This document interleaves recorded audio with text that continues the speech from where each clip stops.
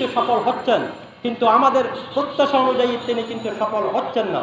সফল হতে হলে দেশের কেন্দ্রীয় নেতৃত্ব ঠিক থাকতে হবে। অতীতে কিন্তু কেন্দ্রীয় নেতৃত্ব ঠিক না থাকার কারণে কিন্তু দেশের সমস্যা হয়েছিল। বর্তমানের কেন্দ্রীয় নেতৃত্ব ধরে নিলাম ডক্টর ইউনূস ঠিক আছে, কিন্তু তার পরিষদবর্গ কিন্তু ঠিক নেই। এই যে আসিফ নজরুল, সে অনেক কথা বলেছিল, আমি যদি কোনোদিন দেশের দায়িত্ব পাই তাহলে এমনভাবে খাটবো, রাত দিন পরিশ্রম করব।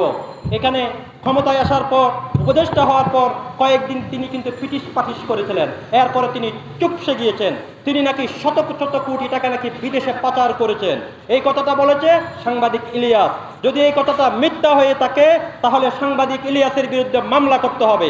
আর যদি মিথ্যা না হয়ে থাকে তাহলে অথর্ব, অযোগ্য, লোভী, স্বার্থপর, মুখোশধারী আসিফ নজরুল গণদেরকে সেই উপদেষ্টা থেকে বাদ দিতে হবে। এখানে উপদেষ্টাগিরি কারো দাদার, কারো বাপের সম্পত্তি নয়। এদেশ